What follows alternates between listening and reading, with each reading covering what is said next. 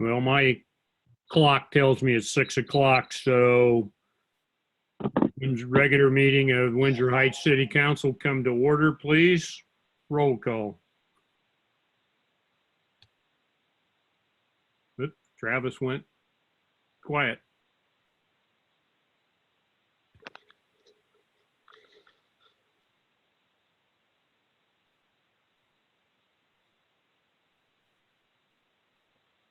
Well, Can you hear me now?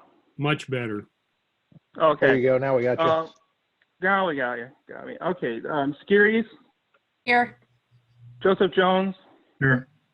Lafredo, Here. Mike Jones, Here. and Harms.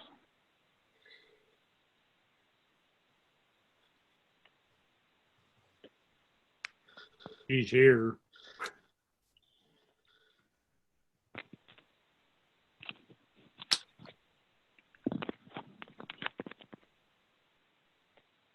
Was here. Therese was on the call. I don't know if she came back.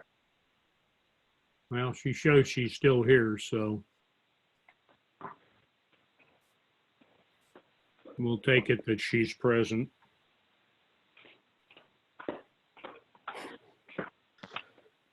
Next item I'm going to use is the approval of the agenda. So moved. Second. Roll call. Okay. Skeeries, Yes. Joseph Jones, Yes. Lafredo, Yes. Mike Jones, Yes. and Harms.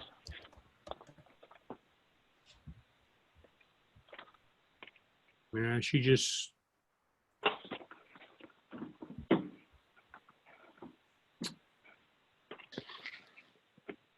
said she can't hear anything and she's not muted.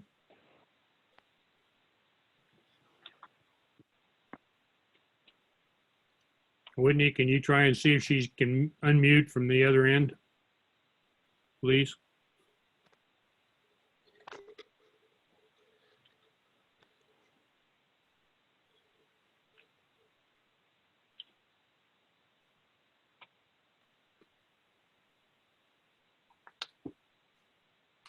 Well, she was.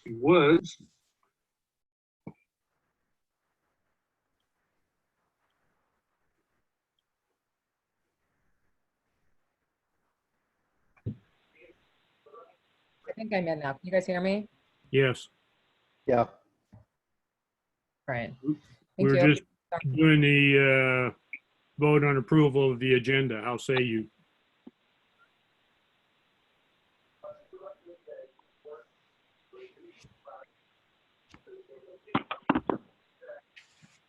Is that vote done?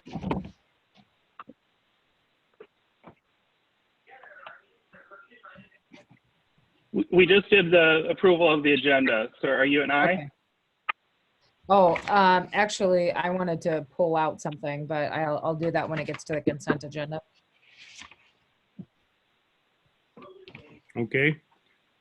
Next item is public hearing. Open the motion to open the public hearing. So moved. So, second, Roll call. Skeeries, Yes. Joseph Jones, Yes. Lafredo, Yes. Mike Jones, Yes. and Harms. yes. Is there any public comment on the 2020 patching project? I have a question about it. Okay. And that is, there is a $13,000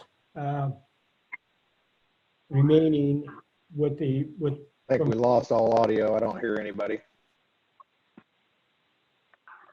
okay, others can hear me, can't you? I I can. can hear you. I can hear you. Okay, there's a $13,000 remaining out of from the bid. And there is a comment from staff that they're going to look into ways of spending that money. Now, I'm guessing, I mean, for $13,000, are we also going back to the engineers and having them do some planning for that $13,000? I mean, that seems a little ludicrous to me.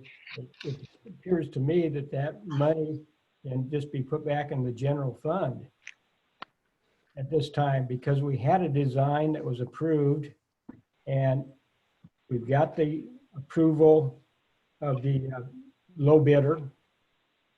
And just because there's a 13,000 hanging out there doesn't mean you got to seek out something else to use it on at this time. So that's my public comment. That, to me, that's not appropriate. Is Dalton with us? Yeah, I'm here. Can you hear me? Yeah. Yes. Can you comment on Mike's question, Dalton? Yep. So my estimate came in about $13,000 over, including the construction, inspection, and administration for this project. So we got really, really favorable bids. And so if we're going to pursue more street work, using the unit prices that we got for this project would be probably a good idea. Obviously, we can't add anything to this without bringing it to the council as a change order. But I just wanted to make sure that you guys all knew that this came in under budget, and that if you wanted to add some work to it, that was definitely an option. And I think the contractor is very interested in that as well. Well, Dalton, I think it's great that it came in under bid. Assuming there won't be any additional change orders, that's great. Dalton, can you give us were there other items within that space that needed to be addressed, or was there something on your mind that we thought we would add to this in particular? I've explored a few options, both on 73rd Street and 70th Street. I think to make this money go as far as we could, and obviously, again, you guys would have to approve any change orders for this. But to make the money go as far as we could, we would want to minimize our mobilization and traffic controls, meaning we would have to do we should do a project somewhere near one of the 3 patches that we're already doing. So I did some quick measurements, and with the unit pricing that we got, we could pretty well rebuild the west portion of the intersection of 70th and Wilshire with the traffic controls that they'll have to use for the 70th Street patches. And so that would, I'm ballparking that at about $10,000, but I just want to emphasize I'm not giving extra work away, and it would have to come to you guys for approval. Dalton, does that include engineering costs, $10,000? There's really pretty minimal engineering that went into the design. PCC patching, it's not like you're doing utility work and you got to worry about elevations. So the engineering cost would just be basically marking project limits, checking trip tickets, concrete testing tickets. But no, there wouldn't probably be. I mean, I guess I'll defer to Justin, but I can't imagine that there would be more design costs associated with that. This is Justin. No, there wouldn't be anything. We could just mark it out in the field and include the inspection while they do the rest of the stuff too. Okay, and we don't expect any change orders, upward change orders as the project proceeds? I don't expect anything at this time. You never know what happens when you open it up. If the material underneath the concrete is bad and we have to do some extra excavation, that's always a possibility, but I guess you don't know until you open it up. Yeah, and that's that's my thinking too. I mean, you got a $13,000 cushion, and yeah, I guess I wouldn't be in any hurry to use that. Oh, sure. Yeah. So that's kind of where we were at with. Okay. I just wanted to put it on your radar, and then so we've got the cushion, and we also don't want to start giving additional work out in case, and I don't know Hawkeye paving all that well, but let's say that we run into a situation where we have an unfavorable contractor like we maybe have had in the past. I'd hate to have guaranteed them more work when we're unsatisfied with the product that we got in the first place. Thanks, Dalton. And just one other point on that, the funds for this, if the work wasn't done, it wouldn't go back to the general fund. These are TIF funds that are on hand now. Well, whatever.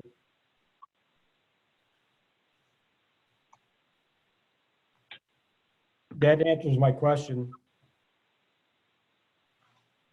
Any comments from the public or any more from council?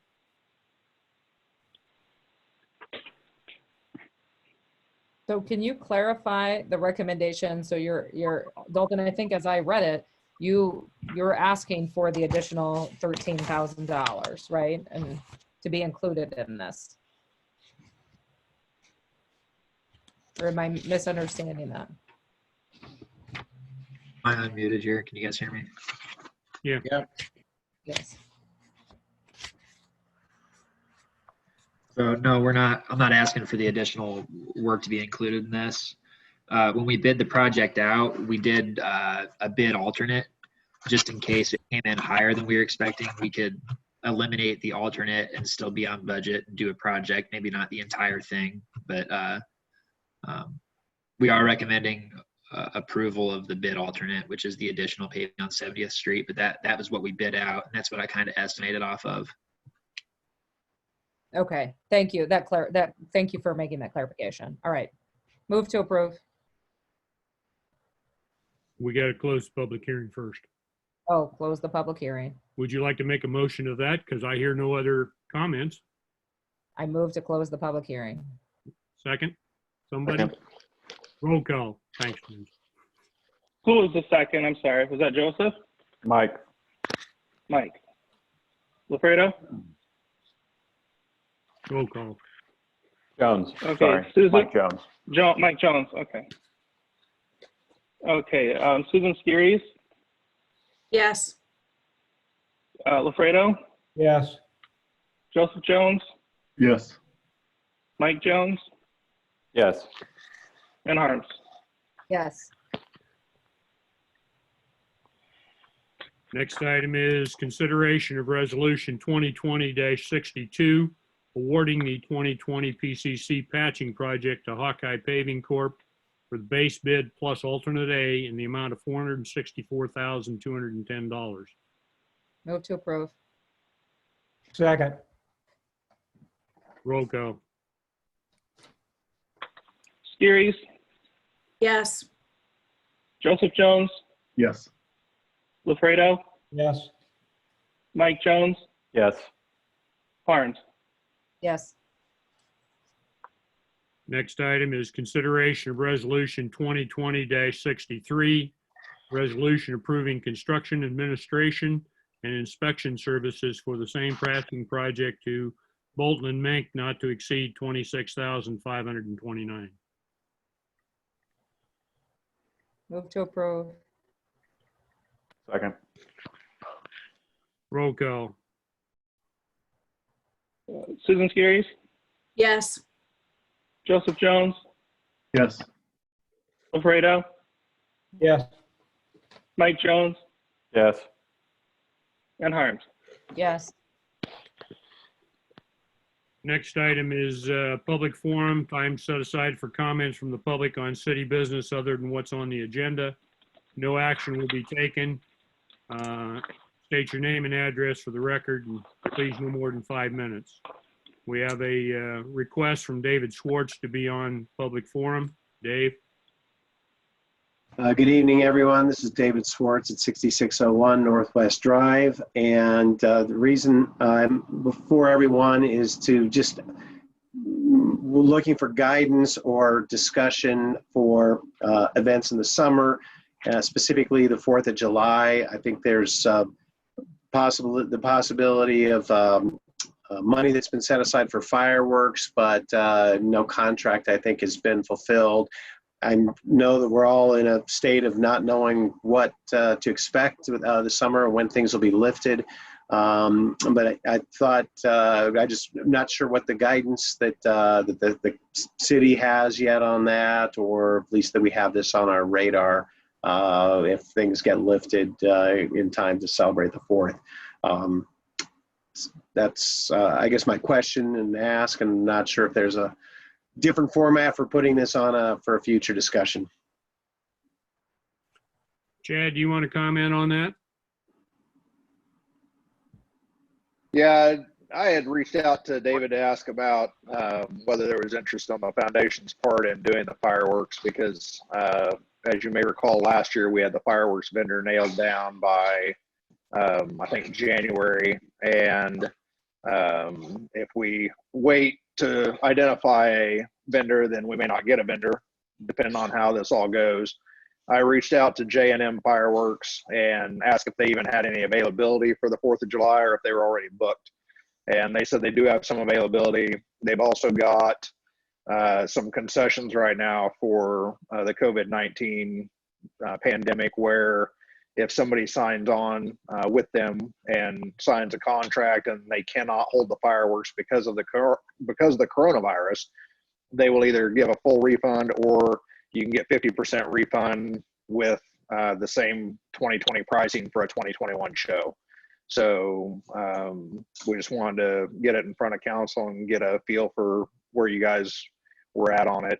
If we want to identify a vendor and there's a chance that we want to do the fireworks, I would recommend that we get a contract and look through that and try to move forward on that rather than waiting. Once all this lifts, I'm sure they'll fill up quick. Thanks, Chad. I appreciate your guys' work on that. It's good to be proactive. I think it makes sense to move forward at this juncture, particularly if there's opportunity for a full refund. Be a nice kickoff for later on this summer if everything goes according to plan. I agree, and I think it's a good community or morale builder. If we do get out of this anytime between now and July 4th, it'll be a good opportunity to get people together and get them out of their house. And if we don't, then we're really not out anything. But if everybody's good with that, then I'll go ahead and try to get a contract from J&M. Last year we spent $7,000. I think in the budget, maybe, Rochelle, do you know? I think there was $10,000 set aside. So do you guys have a feel on where you want to be money-wise? There's actually not any for the 2020 budget. There wasn't anything budgeted. There is for 2021, but there is general funds if you guys want to use that, or local option sales tax, ATE revenue. There's definitely funds that could be used. Can I just comment on that, please? I think the $10,000 that we had allocated last year included perhaps other things as well as fireworks. That may be Well, correct. Yeah, I'm almost certain it was, and so knowing that. Well, what was the specific language of the allocation that was set aside? I think it was just for events, right? For this coming year, I believe that was the situation for the 2021.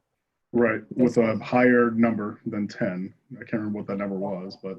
Yes, that's for 2021. Right. In your 2020 budget, in the line where fireworks would go, there was $3,000 set aside, and that was for Bravo and the 28E sister cities, the sister cities 28E. So there wasn't any funds set aside for in 2020, but there's money. There's definitely money. I think in fiscal year 19, we used ATE dollars, if my memory serves me correctly. And so I think that was a separate allocation when we did our ATE line items. And so I guess I don't care. We can, if it's ATE or local option sales tax where we have resources, I'm open to either of those budget items. And then, I'm open to a recommendation on a dollar amount somewhere between 7 and 10. Yeah, I would suggest that we direct Chad to go ahead and pursue the specifics. And then we have something specific to talk about. I know, but I think Chad was asking for a budget, some budget guidance. I think no more than 10 to start, and we'll see what Chad comes back with. Yeah, and I think what Therese said, it makes sense, the 7 to 10. Okay, I'll move forward and get something from them on that I can bring back then and try to identify the path that you guys want to take. Thanks, Sounds Chad. good. Thanks, David. Thank you. Thanks, Dave. Next item is consent agenda.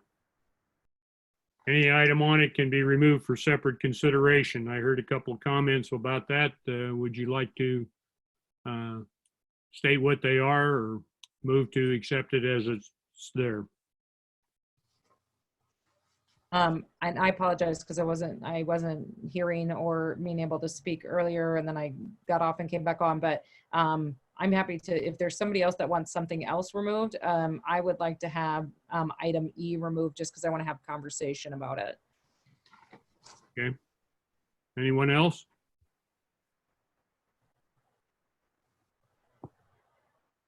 Motion If to not, approve the motion to- agenda without E. I will make a motion to approve the consent agenda, not including item E. Thank you. I will second it. Roll call. Okay, Skirries, Yes. Joseph Jones, Yes. Lafredo, Yes. Mike Jones, Yes. and Harms. Yes.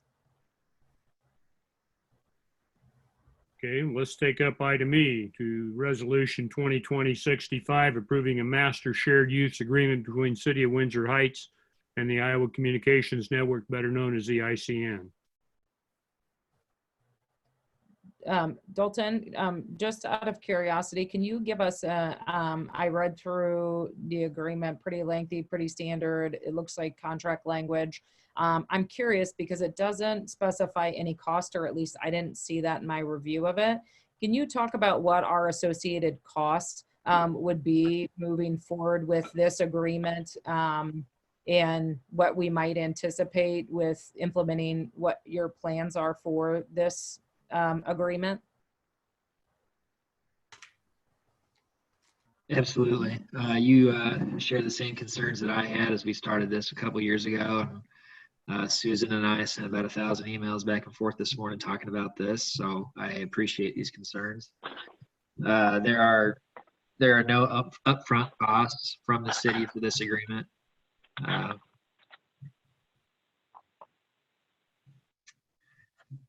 We will be responsible for 1270 seconds, so 12 out of 72, it's about 17% of fiber optic repairs and 50% of conduit and shared other asset repairs. In return, we allow the ICN to continue occupying our conduit that was installed with the university project 20-something years ago, which they currently are already occupying. So they'll also conduct utility locate services for us. They'll monitor the network, and they'll provide emergency response if the fiber is hit. So before I get too much more in depth, does that all kind of make sense to everybody? Yeah. Sure.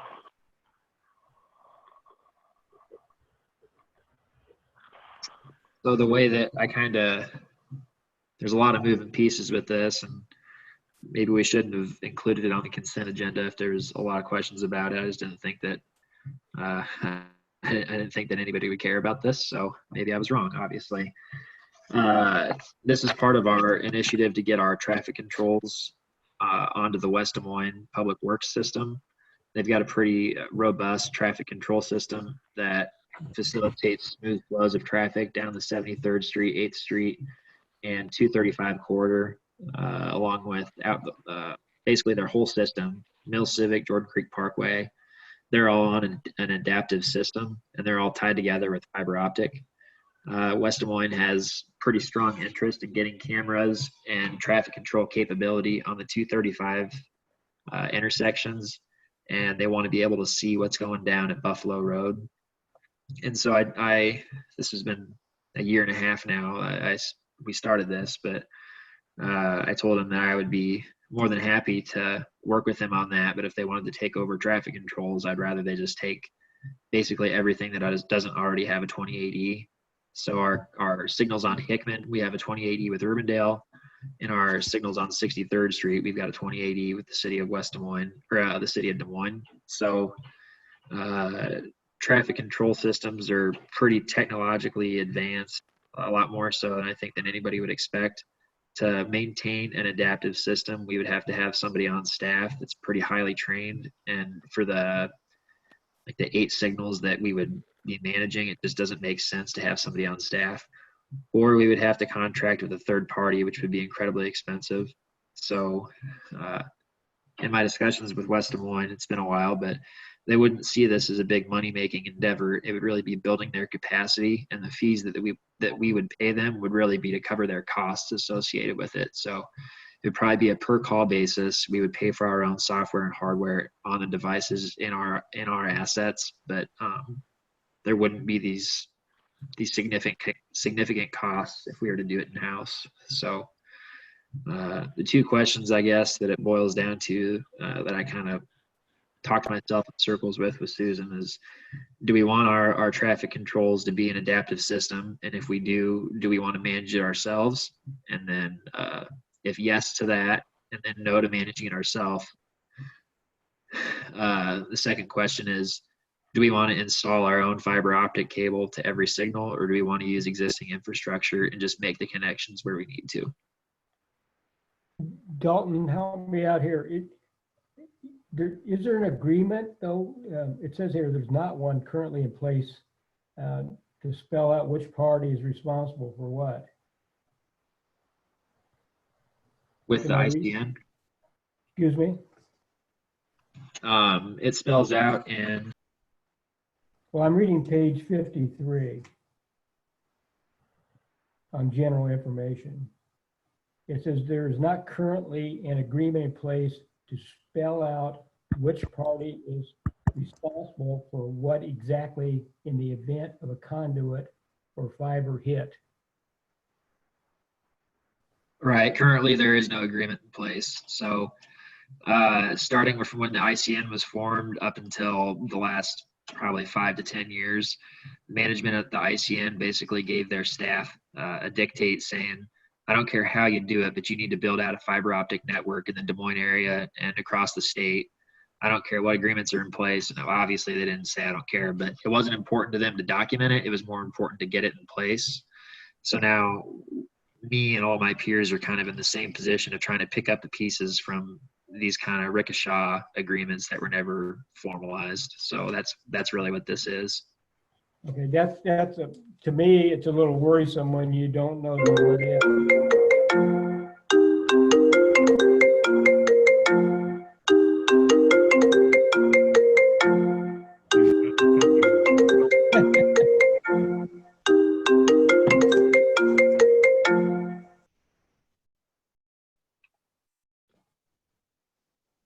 Okay, Dalton? Did you hear my comment, Dalton, about a little bit worrisome when you don't know who's responsible for the breakage? Yeah, so that's where we currently are is I know that the city owns the conduit and I know that the ICN owns the fiber, and they don't have written permission to be in the conduit that they're currently in. So if something were to happen, the city would cover the cost of the conduit repair. The ICN would cover the cost of the fiber repair, but that still doesn't really get to the bottom of them having permission to be in there in the first place.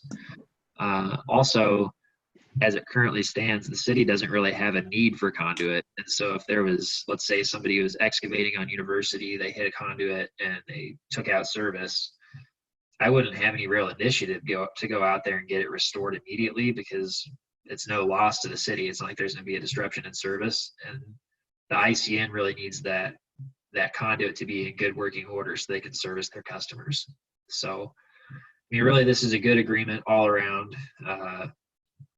There was a lot of negotiation over the last, I mean, this is my first month with the city. I had a meeting with the ICN. So I've been working on this since April of 2018. But there's still some uncertainty, right? There's currently uncertainty, but after this agreement's been approved, then no, there won't be. Okay, it's like pay me now and I'll tell you what the contract is later. I mean, it's pretty. Let me find the page that it's on, but it tells who's responsible for what and how. It spells out the specifications for the materials and methods. It's pretty comprehensive. Yeah, I mean, I'm all in favor of setting up the network and doing that. But I just don't like loose ends, and so I'm gonna put it on you that you don't feel there's any loose end right now. No, I don't think that there is. And I got to be honest, when it gets into the specifications of fiber optic cable and splicing it into a traffic control cabinet, I'm obviously way out of my element on that. And so I've had some pretty good assistance from the city of West Des Moines traffic engineer, Bolton and Meigs traffic engineer, and then Aaron went through the agreement as well. So it's not like I went this alone, but I did lead, I guess.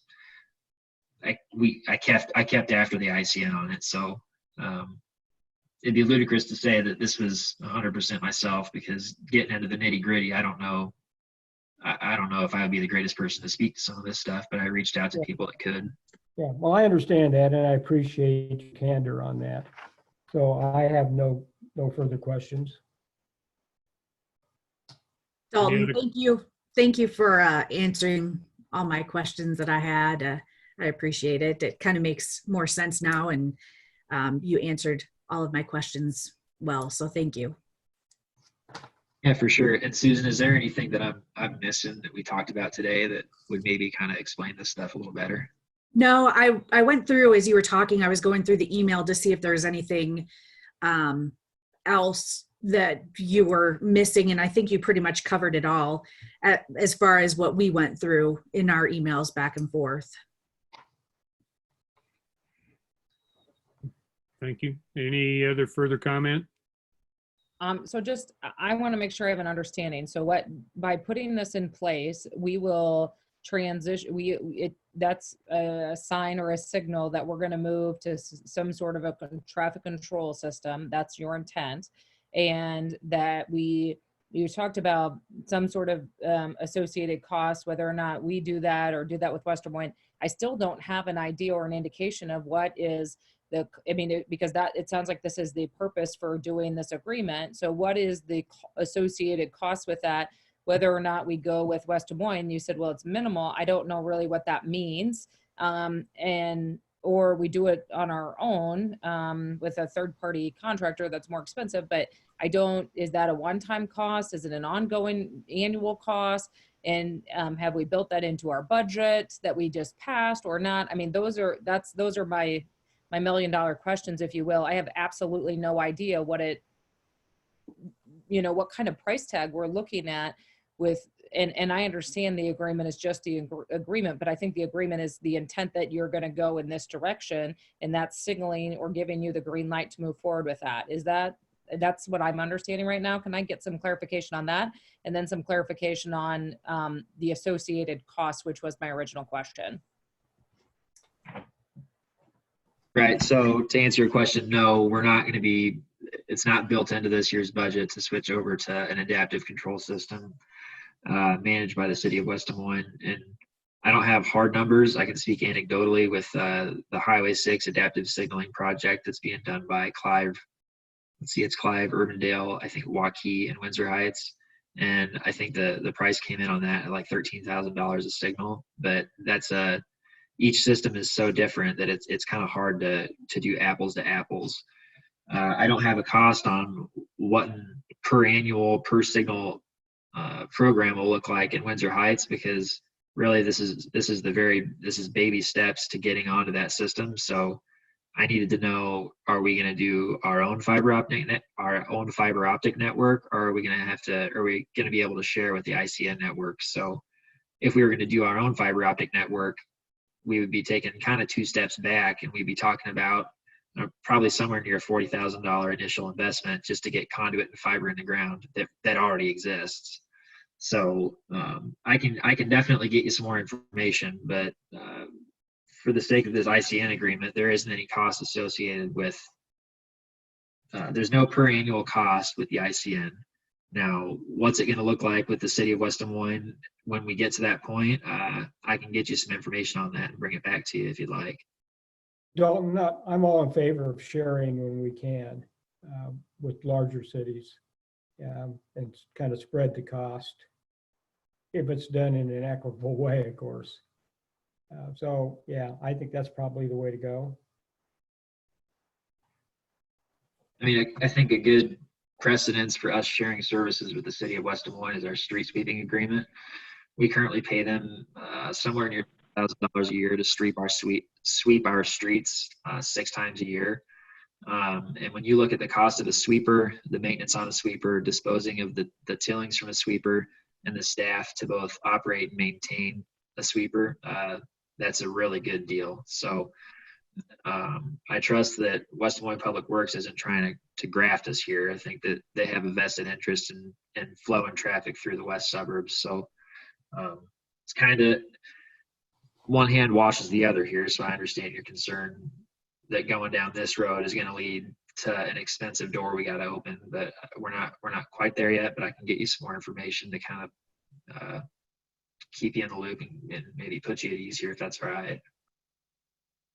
Well, I think that I also don't disagree with shared services. I don't think that that's what this is about at all. That I think that the larger question is, maybe it's the next steps down the way to say that there are not. I mean, I appreciate that there's no annual associated costs with the agreement with the ICN. But it is helpful to know and understand what the intent or purpose of really engaging in this is. And I certainly don't have any concern in doing joint projects with neighboring communities. And I think that that's all good. So I don't want that to be the message that is being sent here. I think my greater concern is just whether or not how we want to manage these traffic lights, which I think is really the issue at what you're trying to get to here. And if so, then I think that's a longer, broader conversation. And then what are the associated costs with that? So I don't like it when these types of items are put in the consent agenda. So I'm disappointed to have seen that situation. I hope we don't see that in the future. I just want to be real and note that we're having a conversation about this because it is more than just this ICN agreement, but because there is more to come on this in particular. As far as the timing on this, I can tell you that this isn't going to happen this year, next year, probably even the year after. Both West Des Moines and Windsor Heights are going for pretty significant funding through the MPO for STBG grants to reconstruct that whole corridor from Grand Avenue to Hickman. So I imagine that it would be kind of silly to invest a bunch of money into a traffic control system just to turn around 6 months later, tear it up, redo the road, and put it back in. So it's definitely not premature to have a conversation about the funding for this, but it's a little premature to start talking brass tacks exactly what the logistics are going to look like. But knowing that it's an option and given the opportunity to do it is good. As far as putting it on the consent agenda, the ICN reps that I've been working with said that when they get these agreements with other cities that they've only had one other circumstance, and I think that was with the city of Dubuque, which is laid out differently in Iowa law, how they work with the cities of Dubuque and Des Moines, and that's just a whole nother story.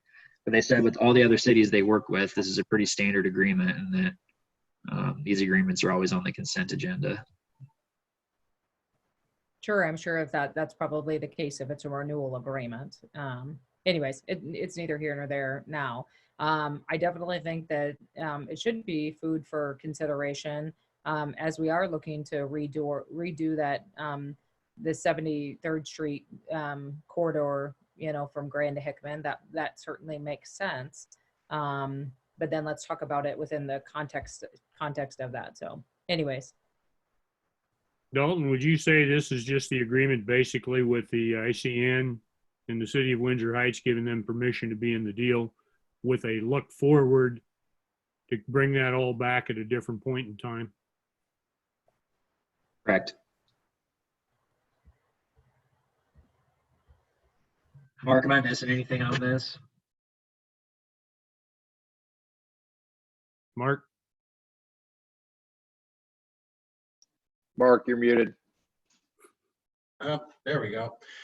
No, I think you got it. And I think it's absolutely to the city's advantage to pursue this. I don't think anybody's disputing that. I apologize. I went on the consent agenda. I don't know what else to say. I can understand where people would want to discuss this. So in the future, we'll try to keep these things off the consent agenda. Okay. Any further conversation, or I'll take a motion to approve this master shared use agreement? So moved. Second. Roll call. Gires, Yes. Joseph Jones, Yes. Lafredo, Yes. Mike Jones, Yes. Harns. Yes. Okay, thank you, folks. Next item is consideration of second reading of ordinance 20-02, an ordinance amending the code of ordinances relating to nuisance abatement charges. Motion to consider. So moved. Second. Discussion. Dave or Mark, I think this is not new in other cities to put it on the tax statements, the fine, and I think it's the way to go. So I have no objection to going along with this. It makes good sense to me, and it's an efficiency maneuver as well. I know Des Moines does it, for example. Thanks, Mike. Any other comments? Not hearing any. Roll call. Gires, Yes. Joseph Jones, Yes. Lafredo, Yes. Mike Jones, Yes. and Harns. Yes. Next item is an item we don't always do, but we'll put it out for discussion. Consideration of waiving the third and final reading of ordinance 20-02 and move to adopt it. So moved. Second. Any discussion? Roll call. Gires, Yes. Joseph Jones, Yes. Lafredo, Yes. Mike Jones, Yes. and Harns. Yes. Next item is new business, consideration of resolution 2020-66, authorizing and approving a certain loan agreement, providing for the issuance of $8,150,000 general obligation, corporate purpose and refunding bonds, series 2020A, and providing for the levy of taxes to pay the same. Move to approve. Second. Discussion, comment?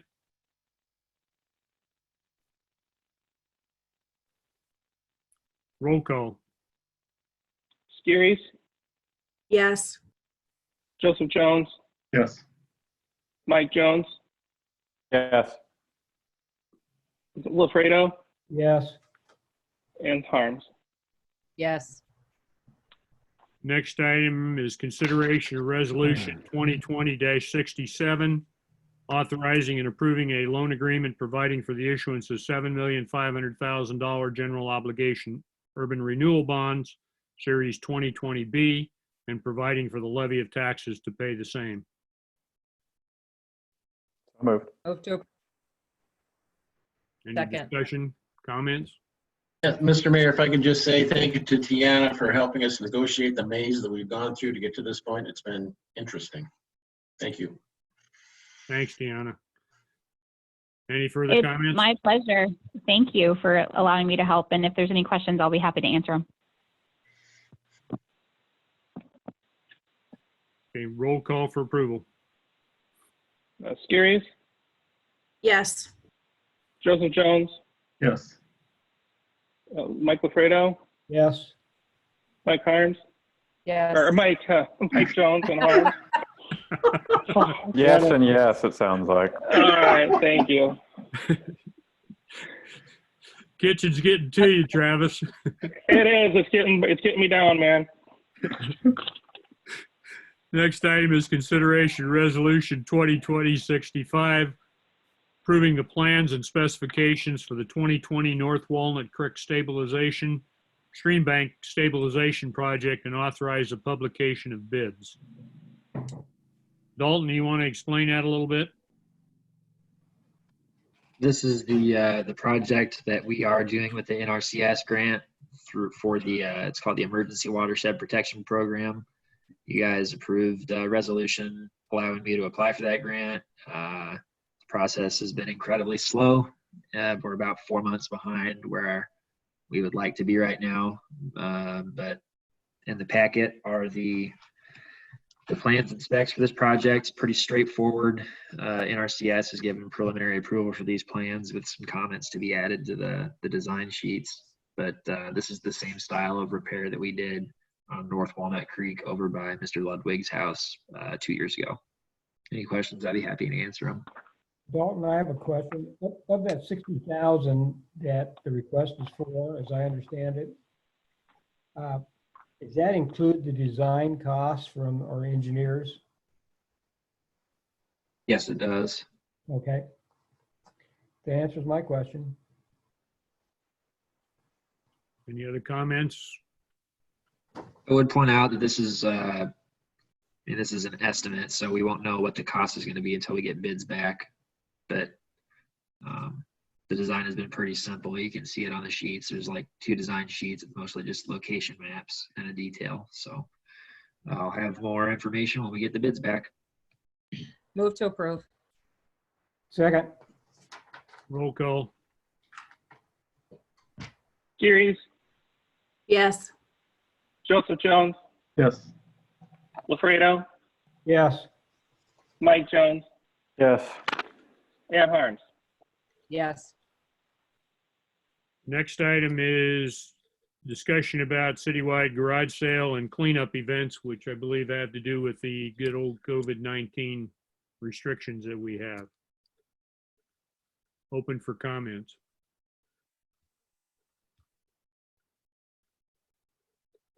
Well, it's pretty hard to discuss. I mean, because nobody knows when it would be okay to have it. So it's got to be hanging out there. I don't think anything can be done tonight, can it? Well, I think we should make a decision about whether or not we want to still have a citywide garage sale. Okay, is that the question? And I believe that's the question. okay, well, that's a simple question. I think that we should be able to answer that. I'd say no. Mr. Mayor, I'm a little nervous about the city's name being associated with anything that encourages people and groups to congregate someplace. So I think that's a bad look for the city if we say people aren't supposed to get together, but we're going to have a garage sale.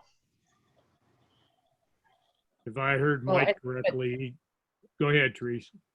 No, I was just going to say, I think it's, I know we need to make a decision, and I think I would side on the side of Mr. Jones at this juncture, but I think that at the end of the day, it's a little preliminary. I've been working with a lot of different groups with my clients and others, deciding what events or, do they resume classes and those sorts of things within or services for their businesses. And I think at the end of the day, when you look at something like a garage sale, for the most part, it's generally, I don't know how many people here have held garage sales recently, but I still have children, so I still have garage sales occasionally. And so I don't think I've probably had more than 10 people at a garage sale of mine in the past. But I also look at it from the perspective of right now, we don't know what the recommendations are going to be from the governor or when our state is going to be looking at reopening. And so when that happens, then we'd be able to give direction. And I'm just not sure that we're going to have an answer before. So I guess I would make my decision based on the fact that timing, if we need to make a decision today or in the next couple of weeks, as to whether or not we would be holding this. I just don't think time is on our side. Yeah, I would support Mike Jones's statement of no, and let it go at that. I know that a lot of people like the garage sale here in Windsor Heights. They feel safe having it here. I don't have garage sales, so I don't really know much about it. But what do we think about maybe not having it in, in May that it's supposed to be? If we say, we're not going to have it in May, but maybe we could look at it having it August, September, October, something like that, instead of just completely saying no to it. We could look at maybe having it, later on in the year. I could agree with that, to postpone May, but we won't decide until we know more. And if we can do it in the fall, maybe it works out. And if not, we'll do it next May. I like that too. Mike Jones, what was the date, that tentative date? I think it was the 14th. May 4th, I think. Yeah. Something that weekend. Yeah.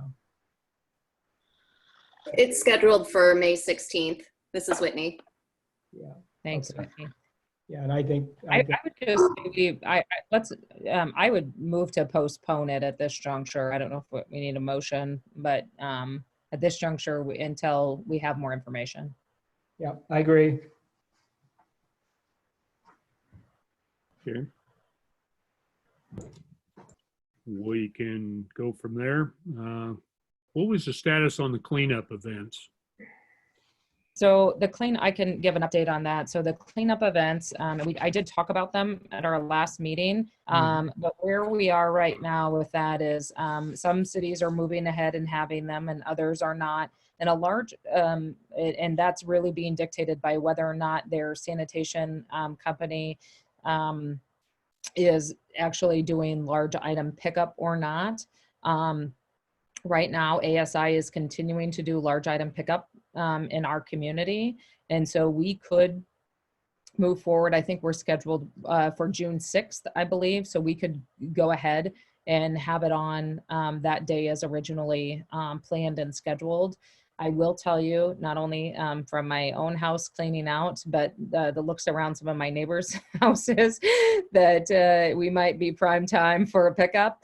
The other thing, and I was going to get into this a little bit during my update, but I suppose now is as good as time as any, but Metro Waste is opening up the drop-offs on Saturdays starting May 2nd at the Grimes location for residential drop-off. And the reason for that is because of the issues that they're having at the East location. They've seen traffic backed up for miles as cars have been, and we got a picture of that at our meeting this last week, but because people are cleaning out because they have time and what have you, that they're making drops and they're running out to the landfill to dump their stuff. The other thing that I think we're running is that some of the consignment shops and Goodwills and stuff like that are closed, which is not allowing for people to make donations, and they just want to get rid of it. And so they're taking it to the dump. So, reminding everybody that the residential, or excuse me, our cleanup day is still it's quote unquote free. It's your time to unload your things you don't want. And so I would recommend at this point in time, based on what we're seeing at the facilities right now, that we continue to make that free option still available, and we do it on June 6th as originally scheduled. I agree with that, Therese, and others. I agree as well. Okay. I think we've decided how we're going to approach that, and we will do so. Next item is discussion on construction projects and funding sources. Mark, I have no idea what that means. Well, there's understandably some concern expressed about revenues for the city, and are we going to have enough money to do the things that we've been talking about doing up until this past month or so. And so we have on pages 143 and 144 of the packet some information talking about what the projected fiscal impact is on the city, and it's still pretty early to try to make accurate projections on this stuff. What you say on page 143, we adopted a form that the city of Des Moines put out, and Rochelle assigned numbers to those various categories based on her expectation for Windsor Heights. The 60-day, 75-day items on there are from the city of Des Moines. So that was their guess about how far out they wanted to look into the future. So if you add it up based on those expectations, those timeframes, the loss to the city is potentially a little over $100,000. I certainly wouldn't be surprised if those dates that are, a number of days that are listed on there turned out to be more than the number listed, which is going to then raise that number. If you look at page 144 of the packet, that lists the various projects that the city has underway right now that are of any substantial cost and what the funding source is for each. I don't think there's any risk to proceeding with those projects. The funds are already in place or will be shortly. And there's, even if the city experiences a larger loss than what's projected on page 143, I don't think it jeopardizes any of those projects or the ability to get them done. So this is just to tell people that, yes, the city's probably going to have a revenue impact, but it should be, the things that are underway should be affordable, and there should not be a risk to the city to continuing those projects. And we will keep track of this. I just got an email from the League of Cities today that they're trying to develop a projection tool similar to what you see on page 143. So I expect we'll see that from them before too long. And then other cities in the state will probably be using that tool to make projections also. Yeah, it's pretty hard to be proactive on a moving target. And so, yeah, so I mean, estimates are fine, but they change, obviously. So that's my feeling, and I don't get too excited about it at this juncture. Well, I also think that it's one of the few times we've been very lucky to not have a lot of hotels and motels. We don't have to worry about that revenue being lost. So I think a lot of cities are taking a hard hit based on that, and we know for sure that that's not a huge loss for us. Yeah, West Des Moines and Des Moines really got hurt with that. Yeah, I mean, I noticed the parking lot at Sam's and Walmart are packed still. So, and I was going to ask. Sorry, Mike. That's I mean, those are, in my opinion, our major businesses, those three, and they look like they're doing fine.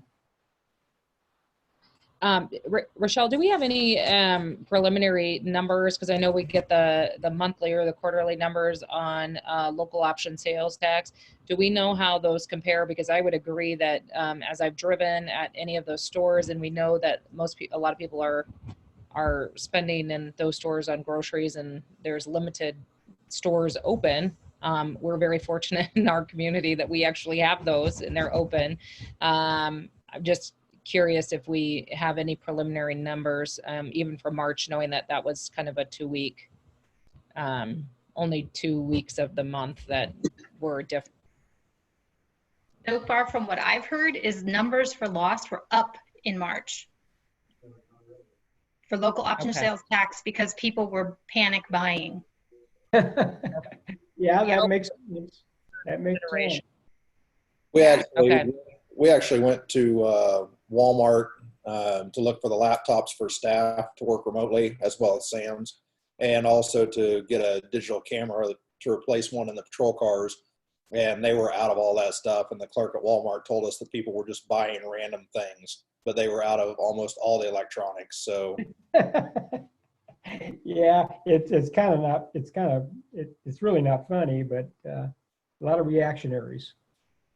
Well, I think the long term, which I think is what we probably need to get more serious about, because I think that we have to think about the long term economic potential downturn, and what does that mean? You know, we've got stimulus checks that are out now where people may or may not be utilizing that for additional purposes or purchases. But at the end of the day, if we look at where a large part of our local option sales tax comes from, it is the stores probably that people will continue to shop at regardless. And I think that we may see an interesting, you know, some interesting numbers throughout April and or May as this continues. But I think it would behoove us to be watching that closely, because I think that'll be an indication of, you know, what we might anticipate a little bit further into the year when we start to see maybe spending decline because people really don't have jobs and unemployment runs out. But Yeah, like, absolutely. it's a moving target. We know that. So the discussion is pretty academic at this point. Rochelle, really thank you very much for putting this together. I think it's very helpful, you know, to get a sense, and we hope for the best and plan for the worst, right? So thank you. Absolutely, no problem. And I do have some working models that I'm configuring, and so I'm constantly looking at the numbers and gathering as much data as we can. And as I get it, I'll give it to you guys and let you know where we are. Okay. And I want to say too, as soon as the league comes out with their tool, we will use that, because that's something that I think others will use. And so it will give some ability to compare among communities, whereas something that we make up on our own, which we certainly should do, would be less comparable to somebody else who uses a different tool. So the fact that the league is doing one is good, because it'll allow the communities to compare back and forth based on a similar baseline. Thank you. Next item is discuss the status of filling the administrator position. Mark, you've had a conversation and stuff with Charlene? Yeah, and there are a couple of emails in the packet that I also sent out when I received them. And so it's really up to you folks as elected officials as to what you want to do. I think it makes sense to wait a little bit, maybe to start. In my personal opinion, it makes sense to put some more money in the position, but that's not my call. Yeah, Mark, my email to you and as well to Charlene is the offer to begin with is one thing, but you've got to also think a little bit ahead in terms of providing incentives for the hire, and rather than just think it's going to stay that amount for the next 3 years. So that's part of what I'm concerned about. If we have the initial salary greater, and then we want to offer a percentage increase, which of course would be more the higher the initial salary is. So I think it's great to get the best person we can get, but we also have to be able to reward that person to retain, and retention is a real high need from my perspective with our department heads as well as this administrator position. So that's what my thing is. So I would caution making it too high and then being sorry later. Did we have we were at 115 for our last search. Was that or was it 120? I thought it was 115. I think it was a little bit of a range, wasn't it? Yeah, I thought it was a range, but I was never involved in what that number finally ended up being. So I'm kind of at a loss to comment on that number. Yeah, I think Teresa is correct on that being the top, because when we made an offer, the person had wanted 5 more than that, but had agreed that that was okay. And then we know the results, bottom line anyway. So then my next question was, what was the time frame from when we started and put out, because we have a job description, we have all those sorts of things. What was the time frame for putting that out in a closing time frame from which we vetted and actually started an interview process with the candidate? I think Charlene, her group only does they do phone interviews, right? And so that's a time period. So you got to have it open for a period of time. You got to have, you know, the internal or vetting of the candidates, and so on. So, so I'm hopeful and optimistic that that would put us, I'm assuming sometime if we started relatively soon, that would put us in June, July, mid to late June, early beginning of July timeframe, maybe. I just Sounds looked at the reasonable. last one was posted from 100 to 115. Thank you. Yeah, I think that's what it was, Chad. So we signed the contract with GovHR in early November. So if you figure November, December, January, February, was basically the time, because the interviews were right at the beginning of March. And yes, some of that time may not be repeated because we've been through part of it already, but it's 4 months, 5 months to get to the point where you're interviewing people. And if you make a selection, it could be another month for somebody to actually start. Right. So I think it makes sense for us to move forward now, to start that process. I'm not sure that we'll have that. I mean, November to early January time. I think we were vetting job descriptions and those sorts of things. Those pieces are done. And so I think it didn't get posted. The job didn't get posted till mid-January at the earliest. And so, and then that put us, you know, in the interviewing at end of February is when they first offered. So we're looking at probably a 6-week time frame for that, which if we tell Charlene to move forward, that puts us at the beginning of June, at the beginning to mid of June. So, so I would like to make a suggestion that we move forward, and that I know she suggested that we push the range up to 130. My frugal side says to move that down to 125.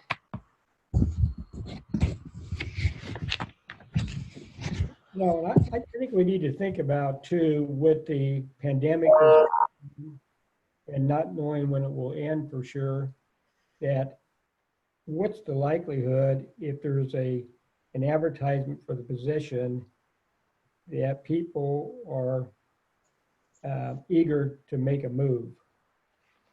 And so the timing, I think, is important to get a quality person. I don't know when that is, but yeah, I just think some might be reluctant to change jobs at this time, or to move into a strange city or a strange different house. So I just think those are factors to consider. I've talked to people in the housing market, and they're selling more houses than ever before. So just It was on the news. Yeah, it was on the news. Great.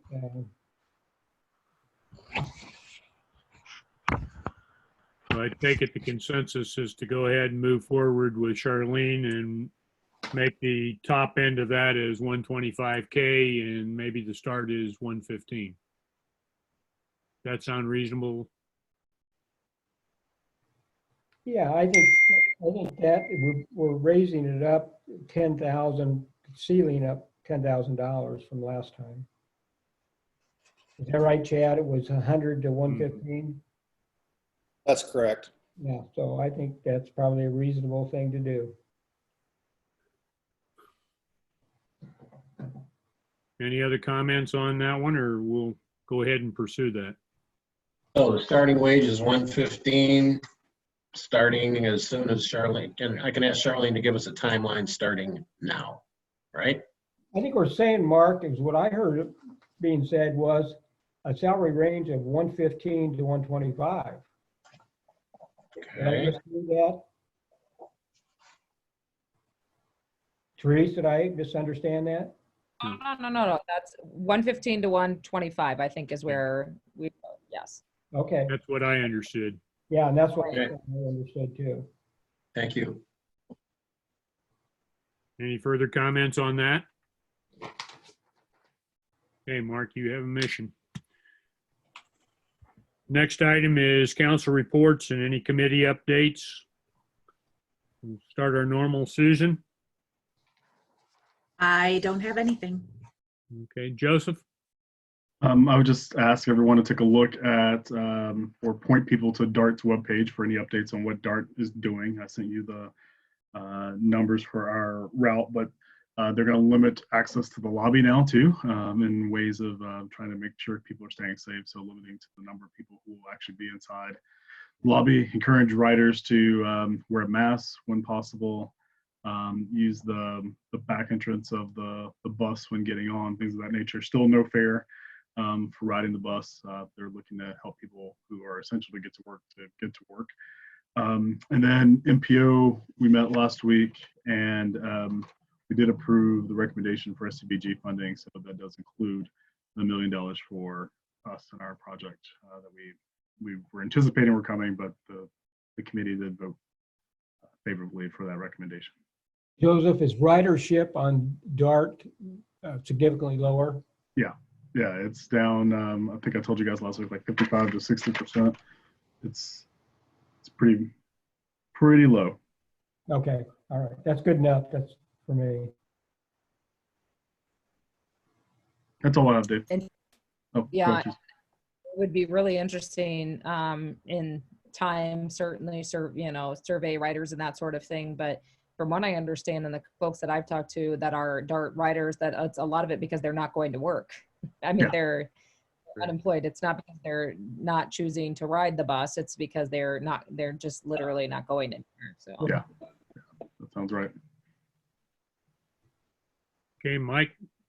The only comment I have, and it's the Public Works, I have information, Dalton, if they're still there, is that this suggested $5 addition to and purchasing a sticker, I don't think that's appropriate to add that charge for handling. Right now we're mailing them in. I mean, I mailed mine in, for example, for the yard waste, and it was mailed back. Prior, I just went into City Hall and filled it out, and Sarah Booth at that time would just give me the sticker, and it was pretty simple.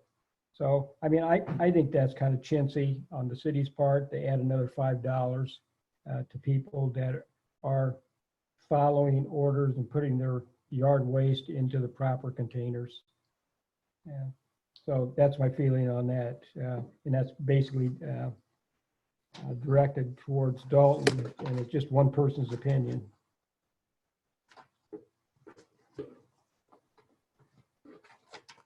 Mike Jones.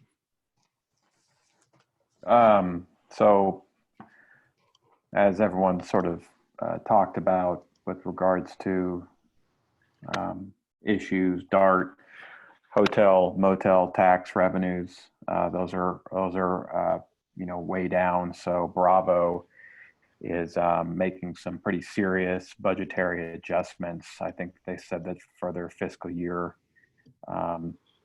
making an adjustment to about 75% of their original estimates. And so all of the previously existing grant commitments, those are going to be honored. They're talking about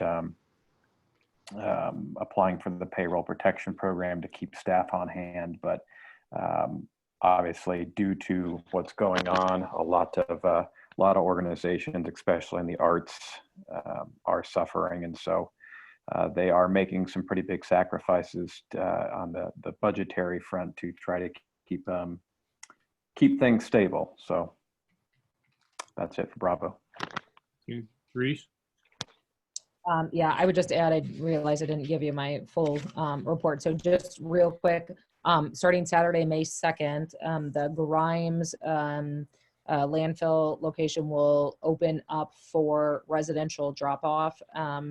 Again, because of the extensive use on weekends and during the week at the east location.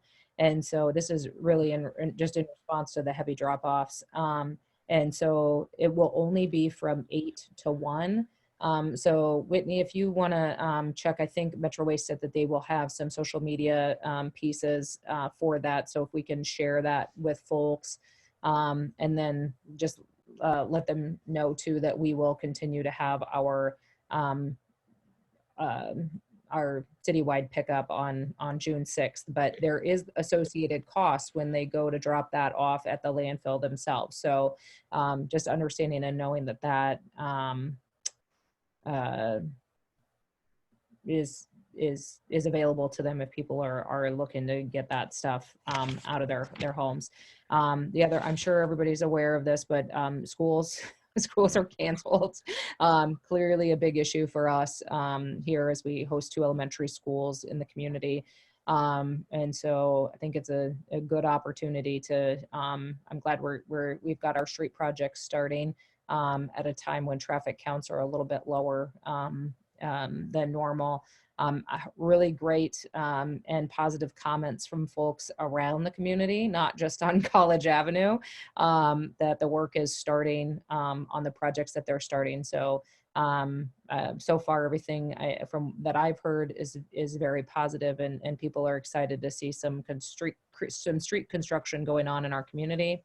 And then finally, I agree with Mr. Lafredo about the cost of the sticker pickup, or excuse me, the sticker piece for the yard waste. And so I would suggest that we not do that as well. That's all I have. Okay. I think the reports are all filed in there, and we've had an opportunity to make any other comments from anybody. If that's the case, then I'll entertain a motion to adjourn. One last thing. Okay, Mike. I think the past few times that I have been by it, and it's been a week or so since I have been by it, but the past few times that I have been by the cardboard recycling bin, it has been full, too full, in fact. And I know that that's not necessarily, that's more Metro Waste or you know, whoever picks it up, but I think we might have want to have a conversation eventually that if that continues, we may need to put up some sort of signage that says, don't just stack cardboard next to this dumpster, this is a park.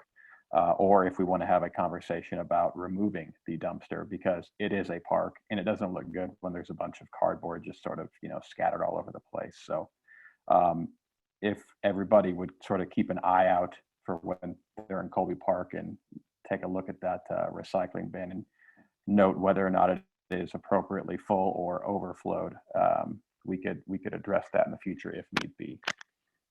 Hey, Mike, thank you for bringing that up. And I would just add that they did add a Saturday pickup to that because Metro Waste had noticed that it was fuller more regularly. And so a couple of things, anytime that we see it full, we can call and ask for that to be picked up. I don't know our regular right now, and maybe Dalton knows, I can't remember what the schedule for pickup right now, but I want to say it's maybe 3 or 4 times a week right now that they're already picking up.